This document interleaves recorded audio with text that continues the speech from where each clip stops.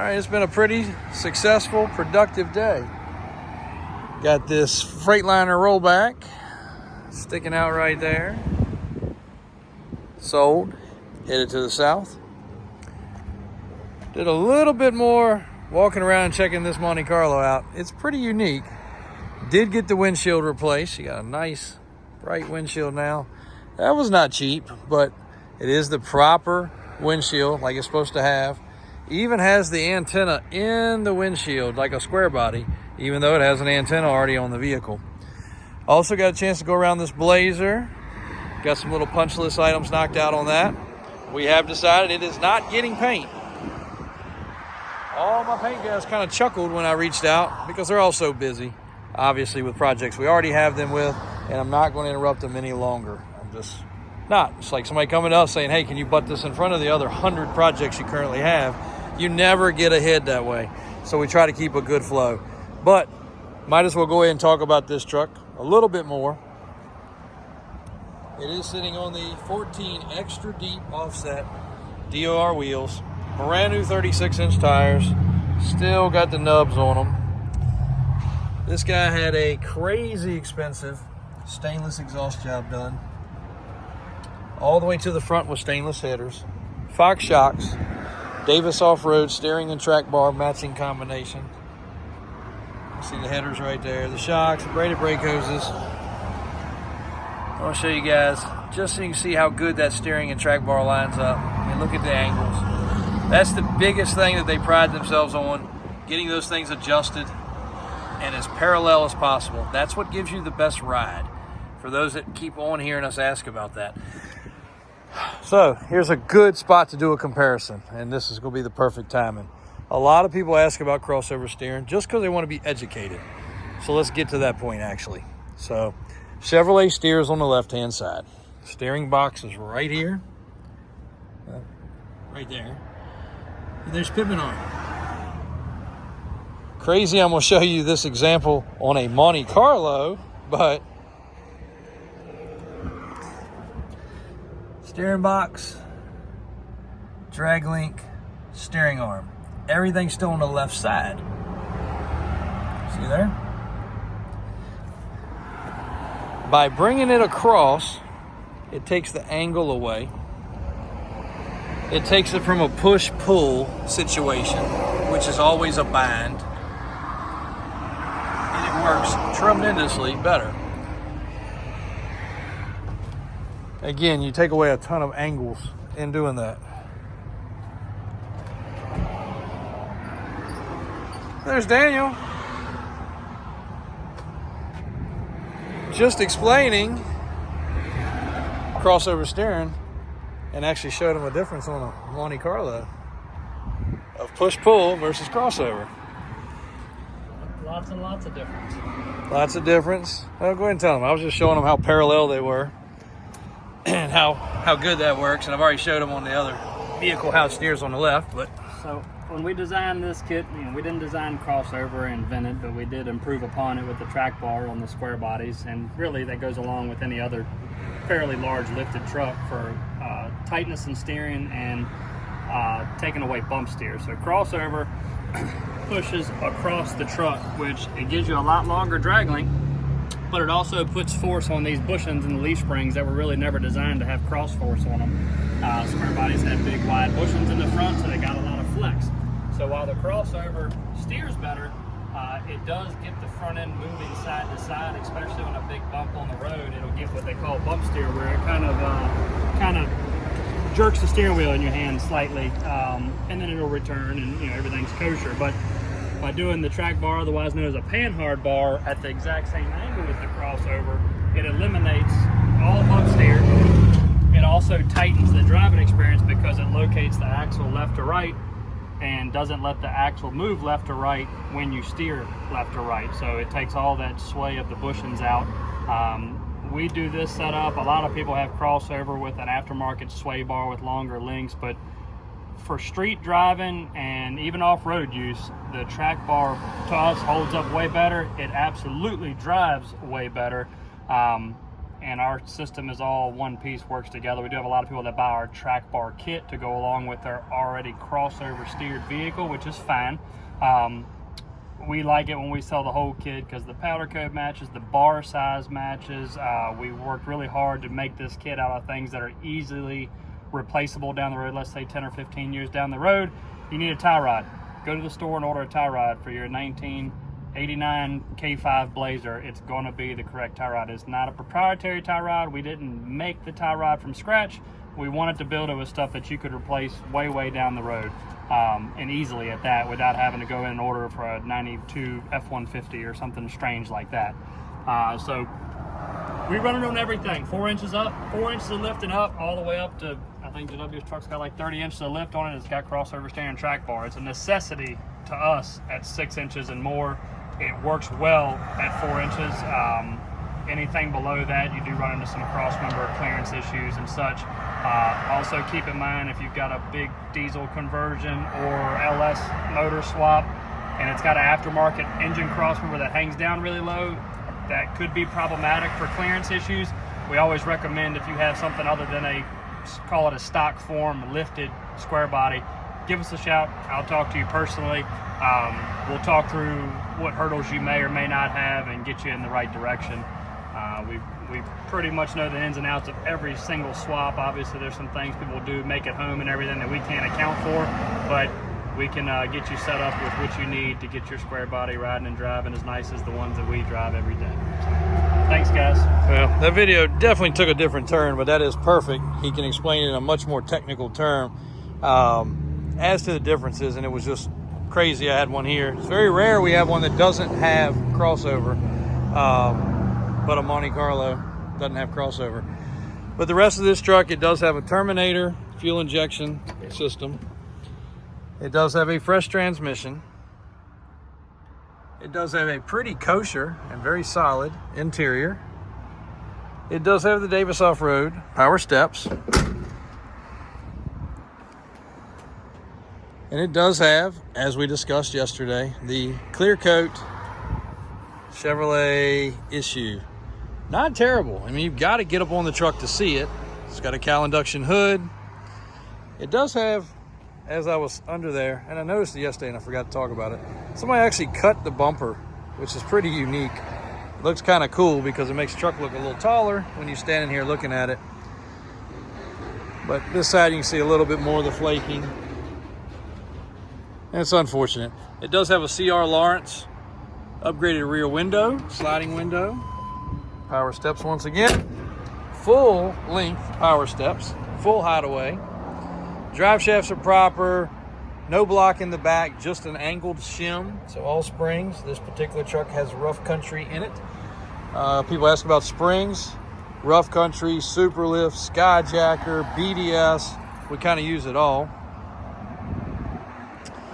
But that video turned out pretty cool. I'm glad Daniel was able to step in and talk about that a little bit. But there's the Blazer. I think we're going to leave it alone. It's still got to go through service and inspection. It's still got to go through my uncle, but we did punch out a lot of little quickie things that need to be done. And the Monte Carlo, very well. Maybe jumping some hills, hitting some mud. I don't know what we're going to do with it next. And I'm getting ready to go across the street. Christian is over there checking in. He made his way across the road. A couple trucks that just arrived, and I've got a couple trucks I need to check on to make sure they are ready. Need to let Mr. Tracy Burgess know his F-150 is good to go. I'm gonna run down and get it filled up with fuel. He can come pick that bad boy up. Really clean, nice looking Lariat. And actually Mike's got a customer in there looking at the Thunderbird. We've actually got two of those. I think they're from far Western Virginia. And Raymond is picking up a big boy square body, coming back into town with that. I'll cut it right here, guys.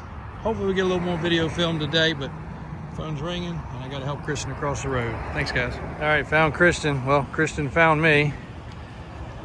Checking in a excavator. Another rollback, getting boxes, headlights, mud flaps. Our polished guy right there. Killing it even in the heat. There it is, Christian. Found it. So we've got these two Bobcats that were traded in on a rollback, actually. An E35 and a MT100. Christian's going to be getting both these online, and then we're going to run them in the shop and grease them, check them over. Both of them have a fair amount of wear on the tracks. This one is not as bad as the little excavator. He's still got to finish cleaning it before you shoot it. Yeah. But good effort. Good effort. As you can see, typical wear and tear. 1,000 hours on this one, 2,000 hours on that one. What's up with that stuff right there, Christian? Got a pile of parts for you, I assume. Look at that good stuff, guys. Woof. Nice. You know when our transporter leaves and he's like, I gotta empty the trailer. I'm like, I don't think there's anything in the trailer. I come across, he says, I piled it up behind the rollback by the dumpster. Like, that's not dumpster stuff. No. That's good stuff. No. So look, do you think they were successful in fixing that tire? That's one way to do it. That's one way to do it. Now, you might say, well, they just did that and they put a tube inside, or they vulcanized it, right? Did they do that? Could they do that? I don't know. What do you fill these with? Just air? Well, where would they get the tube in it at? How would you get the tube in it? That's correct. You can't get the tube in it. You can't, because tire and wheel are all one piece. We're also going to do a video, because you can hear the traffic through the road right here. When you weren't here, but for 3 hours, the traffic was at a standstill. 95 is right through there, guys. So we're going to run the drone up so you guys can understand Route 1, Jeff Davis, and see how parallel they are. Right down the road. That's actually a set of wheelie bars for a three-wheeler. That's a whole three-wheeler that needs to be put back together. That's a carcass that will turn into actually a fully restored, maybe even as soon as this weekend, that actually will turn into a fully restored three-wheeler. All the parts are here for that. That's a frame that's destined for the scrapyard probably. The little boat, is that online? Yes. Samurai? Yep. All right, well, we're in good shape. We also have Experiment 1.0. We got a lot of stuff done on that. My Uncle David has been rolling. Had a little delay getting some parts in here for another project. His little punch list, I told you I'd let y'all follow along with it. His little punch list, so you want to hold this for a second? We don't have any mics. So his little punch list on this truck, while you're here and you're not doing anything else, I want you to see the inside of this truck. Go around that way. Not what you would expect to see. It's blue. There's a blue interior with a brown and tan exterior. He's been driving this truck for the last 60 days, roughly, right, Kristen? Ish? Yeah. Ish. So 60 days, on and off, just basically a play truck. And the only things that really occurred as a problem is starting to run a little bit rough. So may need a tune-up, fuel filter, could have got some bad gas, might need a carburetor tweak. One of the windows stopped working. That's it. He's been driving the crap out of it. But while it was here, he did want to add a few things, fix a few things. So we got a big set of floor mats ordered for it. And also got, before it left here, I surprised him with a little cup holder. He uses this truck as a truck, so he said, I need some way to tie stuff down. With the toolbox, it's hard to do. So you'll see the 5 tie-down points have been added in the areas that he selected. He wanted them. So now you can tie down some trash cans. Might want to tie down a three-wheeler. I don't know. This truck's going to stay stock. At one point, he had thought about lifting this one and doing some other stuff. Not going to happen. The 3+3 4-door truck is going to become his more daily driver finished product truck. So that one's going to definitely get a little bit more attention. But just a few little punch list items that he wanted done. It wasn't much at all. Oh, one of the doors, when you open the door, the dome light wasn't working. So we put a door switch in there. That took care of that. Like I said, David's been working pretty tirelessly on getting that one knocked out pretty much yesterday. So that way it's ready and he can come swap. When he brings 4-door back, we're going kind of crazy with that. Blazer just got finished up. Some wheels getting polished. Some old school Mickey Thompson Alcoa 14 wide 6 lug wheels. Pretty cool. Let's go in here real quick. I want to show them the robot. Apologize, we don't have the mics currently with us. Suburban's inside. Robot.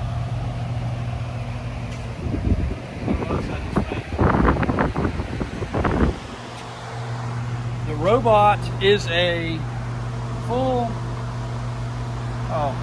and I did not spring for a set of Oakleys. I found these. They're kind of carbon fiber, it's kind of cool. I want to put these somewhere safe, Kristen, so I guess I'm going to give them to you so I don't lose these because they're actually fit nice. I like them. And they're polarized. But the car hauler robot will actually lift this car up. It goes underneath the wheels.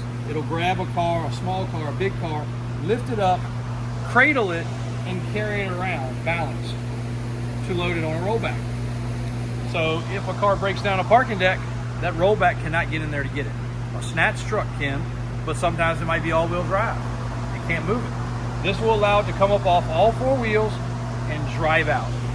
Also, let's just say a car's in a backyard and it's muddy and it needs to be repossessed. It's also remote control. It has a full handheld remote control like your toy car used to be when you were a kid, where you can actually drive it in, load what you need to load, drive it out. So it's going to be pretty amazing for a lot of recovery situations. Online, Mike just finished posting and sharing it. Really cool. I don't know that there's another one for sale in the country anywhere. Last time we had one, which was this one, we actually traded it back in. The customer was not using it as much as they thought they would. There was not one available. There was not even one in the country. There was another one in another country for sale. Then you would have to import it. Tariffs and everything now would kill that. So in stock, available. We can ship it to you. We can put it on a rollback. When they bought it, they actually bought it and a rollback together. So we just delivered the whole package to them. They used it 3 times. So very little use. They just thought it was cool to have. Didn't really find a use for it. So that's all right. David's got mud flaps on the back of that. Speaking of that, we're down to the bottom of this case. We order these mud flaps in a case. I think it's 100 pair per case. Nope, so it's 250, 125 pair per case. We were going through a case of these a month at one time. I couldn't get them ordered and in here fast enough through COVID. Box trucks, bucket trucks, rollbacks, tow trucks, wreckers, a case a month, and we were running out. That's 125 freaking trucks. That's crazy, the amount of flow that was coming through here. While we're traveling this way,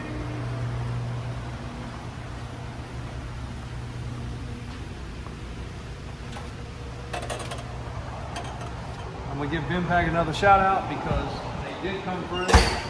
We have no more leaky lifts. They did what they said. They stood behind their product, and I am very happy because now we can actually use our lifts. Some of these cars, like that orange cars, for so long can come down. That's what's in those boxes. Really proud to be able to say the product did what it was supposed to do.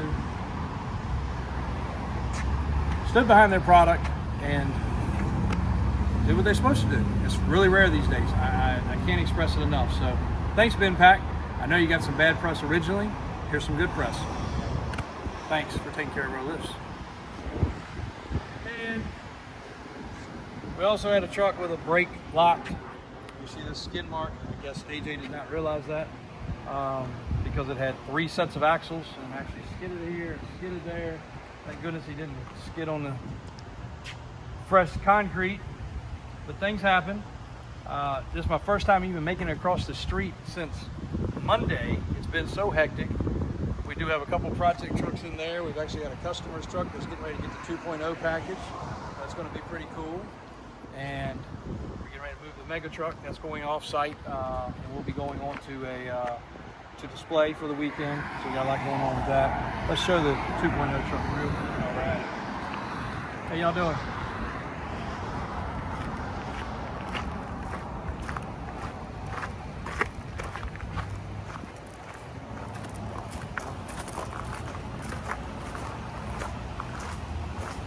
This beautiful green and white truck.